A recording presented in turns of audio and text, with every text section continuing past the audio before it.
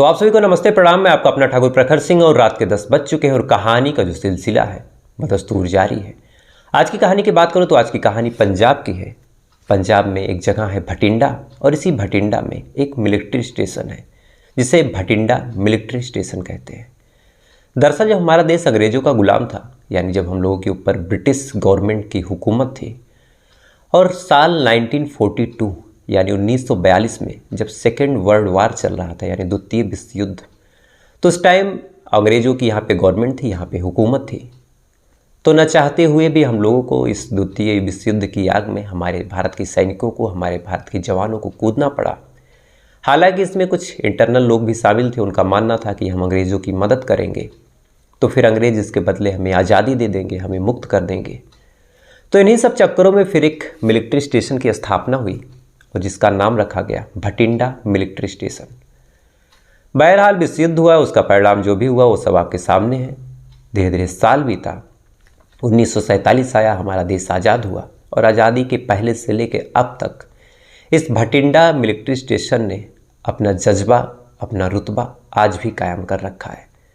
कहते हैं कि जब भारत पाकिस्तान का युद्ध हुआ था, चाहे वो 1965 का हो चाहे 1971 का हो, इन दोनों युद्धों में अगर हमारे सर पे जो जीत का सेहरा बना, जो हमारे कॉलर पे एक जीत का तमगा लगा, तो इन सारी चीज़ों में, इन सारे जज्बे में, इन सारी जीतों में कहीं ना कहीं इस भटिंडा मिलिट्री स्टेशन का बहुत बड़ा योगदान था। पाकिस्तान की आज भी आंखों की किरकिरी है ये। और कहते हैं कि जब 1984 यानी 1984 में जब ये हुआ कि सियाचिन में एक ऑपरेशन करना है, ऑपरेशन में एक दूत और एक पोस्ट है उसके ऊपर कब्जा करना है, तो इसी में एक रेजिमेंट है 80 मीडियम रेजिमेंट, यानी 80 मीडियम रेजिमेंट। इस रेजिमेंट ने ही बाकायदा बढ़ चढ़ के उस ऑपरेशन में हिस्सा लिया, भारत को जीत दिलवाई। और इस रेजिमेंट का जो नाम है, जो रुतबा है, आज भी बहुत गौरवशाली है। और इस रेजिमेंट की स्थापना 1965 में हुई थी। जब से इसकी स्थापना हुई, ये अलग अलग चीज़ों में अपना नाम, अपना जौहर मनवाता गया ये रेजिमेंट। अब धीरे धीरे ये भटिंडा मिलिट्री स्टेशन जो है, इसका विकास हुआ, इसका क्षेत्रफल बढ़ा, इसमें सारी चीज़ें हुई। कहते हैं कि भारत के जो सब सर्वश्रेष्ठ मिलिट्री स्टेशन है उसमें से एक नाम है भटिंडा मिलिट्री स्टेशन। बाकायदा इसमें फायरिंग रेंज है, बाकायदा इसमें सिविलाइजेशन सेंटर है, बाकायदा यहाँ पे सैनिकों की ट्रेनिंग होती है।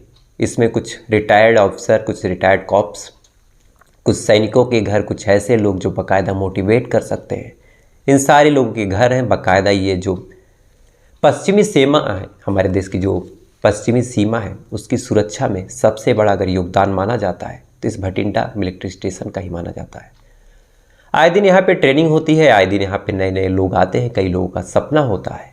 धीरे धीरे वक्त गुजरता जा रहा था, इस 80 मीडियम रेजिमेंट का और इस भटिंडा मिलिट्री स्टेशन का जो रुतबा था वो भी बढ़ता जा रहा था।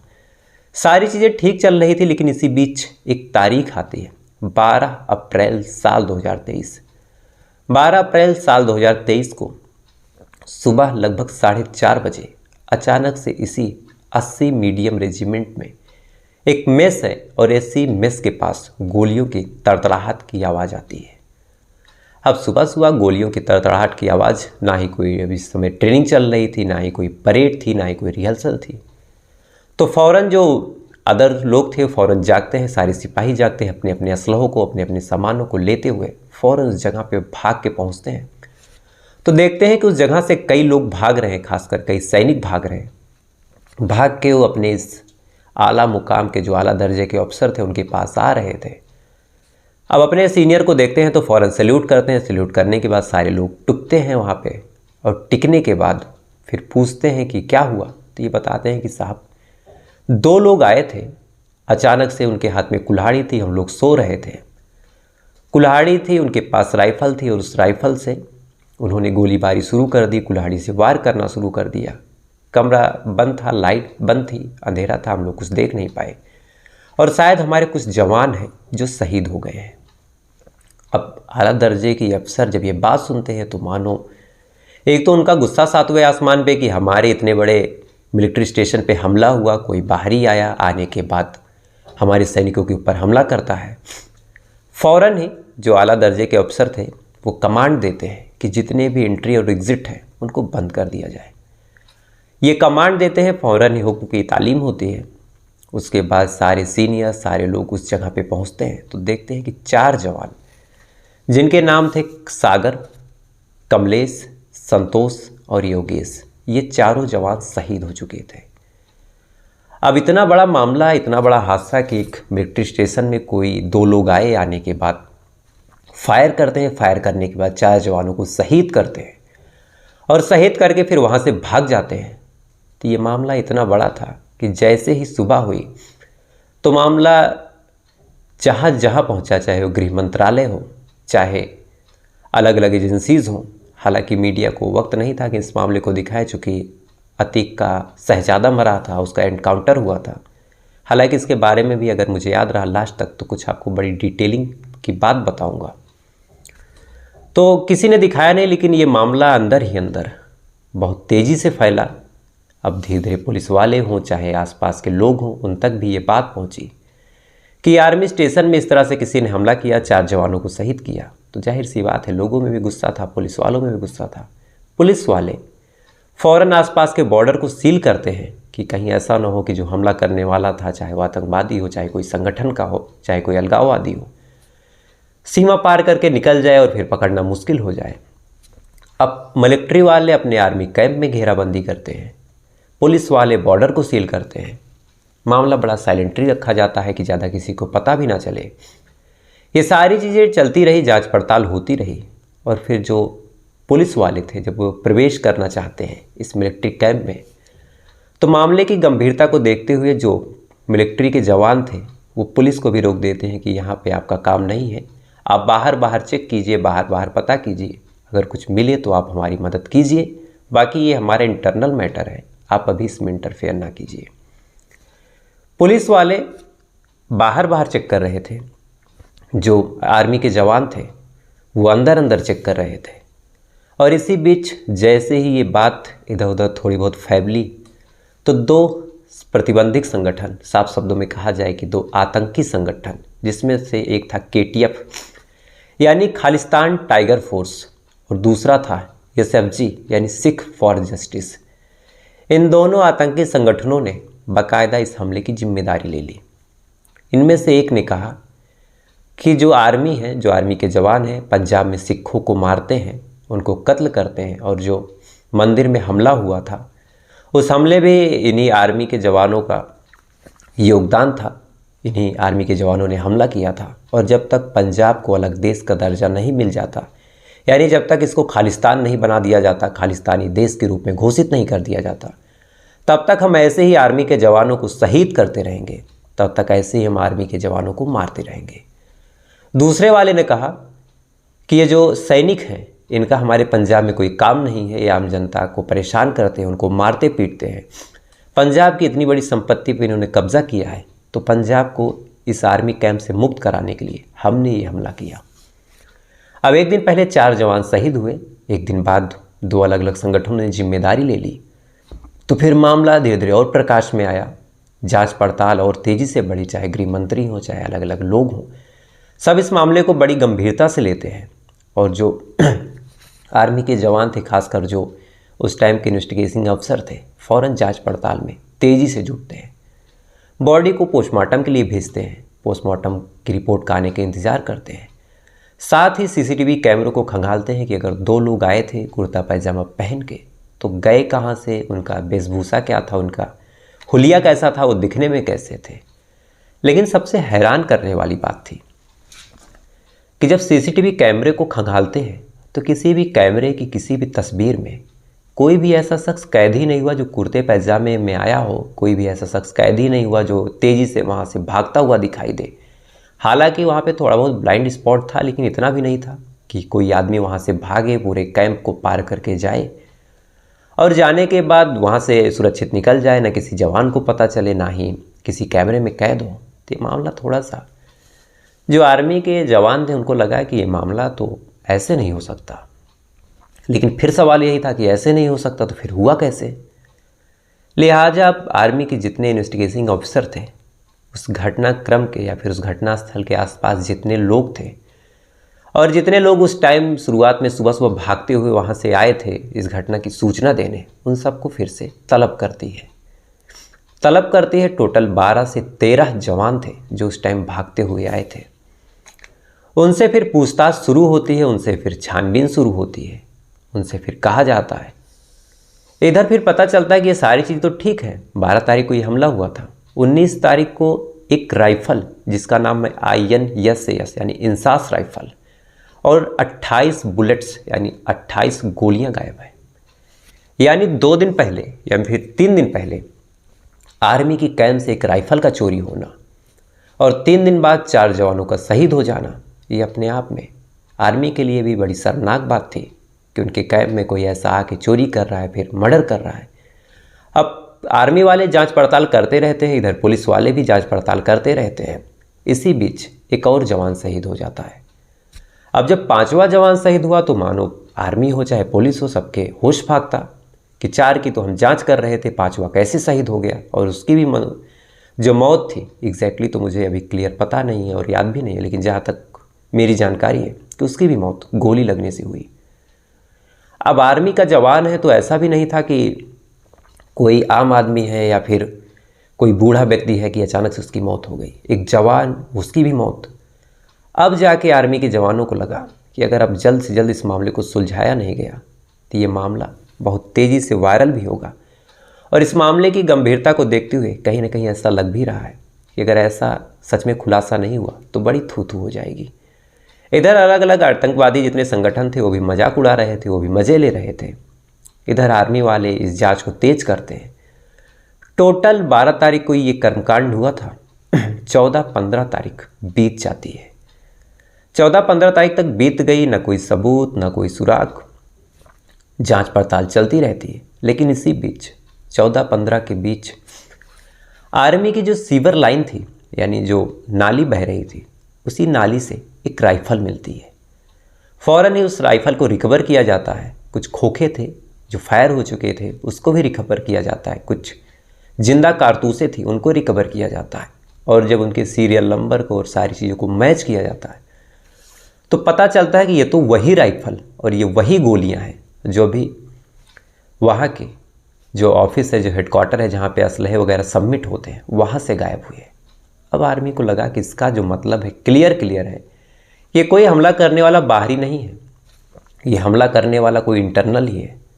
लिहाजा आर्मी वाले सबसे पहले ये जो दोनों आतंकवादी संगठनों ने पोस्ट किया था, जिस वजह से थोड़ा सा पैनिक फैला था आसपास के इलाकों में, उसको क्लियर करते हैं। पुलिस को भी फ़ोन करके बता देते हैं कि आप बहुत परेशान मत होइए, जब कातिल पकड़ा जाएगा तो हम आपको उसके हवाले कर देंगे, लेकिन ये हमारे इंटरनल मैटर है, कोई बाहरी नहीं आया है, हम इसको अपने स्तर से जांच कर लेंगे। और ये जो दोनों दावे किए गए हैं, ये दोनों दावे खोखले हैं। कोई भी बाहरी आतंकवादी नहीं आया था, कोई भी बाहरी ऐसा नहीं था जिसने कत्ल किया हो। अब ये ऐलान जब हुआ तो गृह मंत्री हो चाहे आसपास के जितने सीनियर दर्जे के ऑफिसर थे वो भी थोड़ा सा चैन की सांस लेते हैं। जांच पड़ताल जारी रहती है, छानबीन जारी रहती है और इन 12 लोगों से अब सख्ती से पूछताछ होती है, क्योंकि उस घटनाक्रम में, उस घटना स्थल पे सबसे ज़्यादा पास में और सबसे क्लोज रेंज में यही 12 लोग थे। अब इन 12 लोगों को सॉर्ट आउट किया गया, इनसे पूछताछ की गई। पूछताछ करने के बाद फिर जीरो इन किया गया तो टोटल 4 लोग ऐसे थे जिनके ऊपर डाउट गया। अब इन 4 लोगों से भी पूछताछ की गई। अब आर्मी का तो पूछताछ का तरीका आप जानते हैं कि कैसा होता है। तो जब इन 4 लोगों से भी सख्ती से पूछताछ की गई तो अंत में जो शक्की सुई थी एक ऐसे जवान पे जाके टिकी जो सबसे ज़्यादा इस मामले में जांच पड़ताल करवा रहा था, जो सबसे ज़्यादा इस मामले में छानबीन करवा रहा था, सबसे ज़्यादा रो रहा था, सबसे ज़्यादा बढ़ चढ़ के पूरे घटनाक्रम में हिस्सा ले रहा था। तो फिर उससे जब पूछताछ की गई तो काफ़ी देर तक तो इधर उधर की बातें घुमाता रहा, लेकिन फिर अंत में उसने अपना गुनाह कबूल किया और उसे जब लगा कि अब झूठ बोलने से या फिर छुपाने से कोई फ़ायदा नहीं है तो फिर अंत में उसने पूरे घटनाक्रम की जानकारी दी। उसने कहा कि हाँ सर, 4 लोगों को मैंने ही मारा है। अब ये बात जैसे ही उसने बोली तो फिर चाहे मिलिट्री के लोग हों चाहे पुलिस के लोग हों, सब ने राहत की सांस ली कि चलो कातिल जो है हमारे सामने है। तब इससे पूछा गया कि आखिर तुमने मारा क्यों। तो इसके पीछे इसने जो वजह बताई और सबसे पहले अपना नाम बताया, दरअसल इस शख्स का नाम है, इस आर्मी जवान का नाम है मोहन देसाई, यानी देसाई मोहन। साफ और सही नाम इसका देसाई मोहन है। दरअसल देसाई मोहन जब से यहाँ पोस्टेड है तब से ये चारों पांचों लोग इस मोहन देसाई को बुली करते थे। बुली करने का मतलब जैसे चार लोगों की एक गैंग बन जाए, पांचवे को परेशान करना, उसको अलग अलग शब्दों से उसे छेड़ना, उसका मजाक उड़ाना। अब कई लोग ऐसे होते हैं जो मजाक वगैरह को बर्दाश्त कर लेते हैं, कई लोग ऐसे होते हैं जिनको मजाक बर्दाश्त नहीं होता, और जो देसाई मोहन था उसे मजाक शायद बर्दाश्त नहीं हुआ। कई बार इसने इन चारों जवानों को समझाया कि मेरा मजाक ना उड़ाओ, मुझे ये सारी चीज़ें बर्दाश्त नहीं है, मैं थोड़ा सा सेंसिटिव हूँ। लेकिन फिर समय जैसे जैसे गुजरता गया और इसे लगा कि ये चारों लोग नहीं सुधर रहे, आए दिन मेरा मजाक उड़ाते हैं, मुझे परेशान करते हैं, मेरे साथ गलत व्यवहार करते हैं, तब फिर इसे लगा कि अब इन चारों को निपटा ही देना चाहिए। अब आर्मी कैंप है, लाखों जवान वहाँ पे हैं, न जाने कितने लोग हैं, न जाने कितने कैमरे हैं, न जाने कितनी सिक्योरिटी है। तो फिर अब इतनी सिक्योरिटी के बीच कत्ल करना है, तो इतने हाई प्रोफाइल कत्ल को करने के लिए तो बहुत दिमाग चाहिए। तो फिर इसने सोचा क्या करें क्या करें क्या करें। अब कत्ल भी करना था और ऐसे करना था कि भी फंसे भी ना, लिहाजा भी प्लान बनाता है। प्लान बनाने के साथ साथ जगह टाइम चीज़ें ये मुकर्रर करता है, और 9 तारीख को ये फिर जाता है जहाँ पे असलहे रखे हुए थे। वहाँ आसपास देखता है, और जब देखता है कि कोई है नहीं तो वहाँ से एक इंसास यानी INSS राइफल और लगभग 28 गोलियाँ चोरी करता है। चोरी करने के बाद उसको ला के अपने सामान में छुपा देता है। अब एक आर्मी का जवान अगर राइफल लेके घूम भी रहा है तो कौन ही पूछेगा कि राइफल कहाँ से आई। अब राइफल चोरी करता है, अपने सामान में छुपाता है, छुपाने के बाद फिर इंतज़ार करता है सही मौके का, और 12 तारीख को जब देखता है कि सारे जवान सो रहे हैं और संजोग से ये चारों जवान एक जगह पे हैं, तो फिर अपनी राइफल उठाता है, उसमें गोलियां लोड करता है और इन चारों जवानों को गोली मार देता है। गोली मारता है, मारने के बाद चूँकि ये मेस के बिल्कुल नज़दीक का मामला था, तो फ़ौरन अपने असलहे को, जिस असलहे से इसने फायर किया था, उसको और गोलियों को ये नाली में फेंक देता है। फेंकने के बाद वहाँ से भागता हुआ आता है। आने के बाद अपने सीनियर को ये सारी कहानी सुनाता है कि कुर्ते पैजामे में 2 लोग आए थे, अंधेरा था तो शक्ल नहीं देख पाया, लेकिन इन 2 लोगों ने आर्मी के 4 जवानों को शहीद कर दिया। फिलहाल अभी इस टाइम ये पुलिस की कस्टडी में है। अब इसको जो सज़ा होनी चाहिए वो सारी चीज़ें होंगी, लेकिन बड़ी हैरानी की बात है कि जिस आर्मी में इतनी डिसिप्लिन, इतनी सारी चीज़ें सिखाई जाती है, वहाँ पे इस तरह से एक आदमी अपना आपा खोता है, और आपा खोने के बाद एक कत्ल करता है। और शुरुआत में मैंने जो उसके अतीक के बेटे के इनकाउंटर के बारे में बोला, तो फिर उसमें एक सवाल बहुत लोग आजकल कह भी रहे हैं कि सारी चीज़ें संविधान से होनी चाहिए, संविधान के दायरे में होनी चाहिए, इस तरह से पुलिस को गोली मारने का अधिकार नहीं है। तो पहली बात, जिस संविधान की आप बात कर रहे हैं, शायद अगर उस संविधान को आप पढ़े होते, तथाकथित लोग जो ऐसी बात बोलते हैं, तो उसी संविधान ने पुलिस को बशर्ते टोटल 8 कंडीशंस, या फिर साफ शब्दों में अगर पूरा जीरो इन किया जाए तो 7 कंडीशन ऐसी हैं, जिसमें से 6 आम नागरिकों के लिए भी हैं और एक एक्सेप्शनल केस है जो पुलिस के लिए, उसमें पुलिस को गोली मारने का अधिकार है, जिसमें से 2 मेन हैं। प्रयास करूंगा कि 6 आपको बता दूं। इसमें से पहला है कि कोई आपके ऊपर ऐसा हमला करे जिसमें आपकी जान जा सकती हो, तो इस टाइम में अगर आपके हाथ से किसी का कत्ल होता है तो वो गुनाह नहीं माना जाएगा, आप गोली मार सकते हैं। दूसरा, अगर आपको कोई ऐसी चोट पहुंचाने की कोशिश करे जिसमें आपको बहुत बड़ी इंजरी हो सके, तो सेल्फ डिफेंस में आप यहाँ भी मार सकते हैं। तीसरा, अगर आप महिला हैं या फिर पुरुष हैं और कोई आपके साथ रेप करने की कोशिश कर रहा है तो उस कंडीशन में भी आप कर सकते हैं। चौथा, आपको कोई बंधक या फिर अपहरण करने की कोशिश कर रहा है तो उसमें भी आप मार सकते हैं। पांचवा एग्जैक्टली मुझे याद नहीं है तो आपको मिसगाइड नहीं करूँगा। और छठवीं, और जो पुलिस के पास एक एक्सेप्शनल अधिकार है, आर्टिकल 46 शायद उसे कहते हैं, CRPC की ये धारा है, जिसमें अगर कोई व्यक्ति है जिसको मान के चलिए कि अगर सजाए मौत या फिर उम्र कैद की सज़ा हो चुकी है या फिर उस कैटेगरी की सज़ा पाने का वो अधिकारी है, और अगर पुलिस उसको गिरफ्तार करने जाती है और अगर वो गिरफ्तारी का विरोध करता है, आप यहाँ ध्यान से समझिएगा कि ऐसा नहीं है कि वो आपके ऊपर हमला करता है, अगर वो अपनी गिरफ्तारी का विरोध करता है, भागने की कोशिश करता है, अपनी गिरफ्तारी में अवरोध उत्पन्न करता है, तो उस कंडीशन में पुलिस वाले गोली मार सकते हैं। अगर इस गोली लगने की वजह से उस आदमी की मौत होती है तो इसमें पुलिस बिल्कुल निर्दोष मानी जाएगी, बशर्ते वो आदमी उम्र कैद और सजाए मौत का हकदार न हो। अगर हकदार है तो दोषी नहीं मानी जाएगी पुलिस, लेकिन अगर हकदार नहीं है तो इस मामले में फिर पुलिस दोषी है।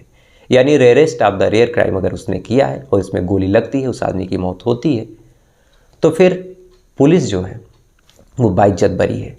ये अधिकार पुलिस को बाकायदा संविधान देता है, संविधान में CRPC देती है। तो कुछ लोग बिना पढ़े लिखे जो आ जाते हैं, ऐसे लोगों का वही है कि यशो न विद्या तपो न ध्यानम न ज्ञानम न शीलम न गुणो न धर्मा। तो न ज्ञान है, न सील है, न कोई जानकारी है, बस संविधान संविधान संविधान। व्हाट्सएप यूनिवर्सिटी से पढ़ के संविधान की बात करते हैं। ऐसा नहीं है कि मैं किसी इनकाउंटर का सपोर्ट करता हूँ, ना ही किसी का विरोध करता हूँ, लेकिन अगर संविधान की बात है तो मुझे लगा कि संविधान आपको बता देना चाहिए। तो फिलहाल ये थी पूरी कहानी। बातें हैं कल के सवाल पे, और कल का मेरा सवाल था कि सूर्य के प्रकाश को पृथ्वी तक आने में कितना वक्त लगता है। तो इस सवाल का सही जवाब है 8 मिनट और 16.6 सेकेंड, यानी मोटा मोटी 16.5 सेकेंड। और इस सवाल का सही जवाब दिया है प्रीतम कुमार जी हैं, स्नेहा जी हैं, ईश्वर गुप्ता जी हैं, सुनील शर्मा जी हैं, बालकृष्ण जी हैं, सोहिल खान जी हैं, सरफराज जी हैं, विवेक सिंह जी हैं, मनमोहन सिंह जी हैं, किरण व्यास जी हैं, गुरजंत खेहरा जी हैं पंजाब से, तबरेज खान जी हैं, इम्तियाज अंसारी जी हैं, राजेश रजक जी हैं, गुरसेवक सिंह अकाली जी हैं, मनप्रीत हैं, क्रेब राइडर जी हैं और शिवबक्स जी हैं, ये भी पंजाब से हैं, और राजेश कुमार जी हैं, घनश्याम जी हैं, सुधीर मिश्रा जी हैं, बिंदु रानी हैं, सुनील कुमार हैं, पंकज जी हैं, भारत तिवारी जी हैं, रामलाल हैं, हिमांशु भूषा जी हैं, HP जी हैं, के ठाकुर जी हैं और रॉक पीहू जी हैं। तो आप तमाम लोगों ने बिल्कुल सही जवाब दिया। अब आते हैं आज के सवाल पे, और आज का सवाल बड़ा इंटरेस्टिंग है कि कई लोग के मुंह से आपने सुना होगा कि आपको उत्तर दिशा में मुंह करके, यानी उत्तर दक्षिण दिशा में आपको नहीं सोना चाहिए। तो इसके पीछे क्या रीज़न है? क्या ये रीज़न जो आज तक हम लोग सुनते आए हैं ये सही है या फिर गलत है? हमें सोना चाहिए या फिर नहीं सोना चाहिए? अगर आपको इसका जवाब पता हो तो कमेंट करके बताइएगा, नहीं पता हो तो कल का इंतज़ार कीजिएगा, मैं आपको बताऊंगा। और ऐसे ही वीडियो के लिए, ऐसी कहानियों के लिए इस वीडियो को लाइक करके, चैनल को सब्सक्राइब करके अपना प्यार दीजिएगा। तो आपसे कल फिर मुलाकात होगी किसी दूसरी कहानी के साथ। तब तक अच्छे रहिएगा, खुश रहिएगा, अपना ख्याल रखिएगा, अपने देश का ख्याल रखिएगा। जय हिंद, वंदे मातरम।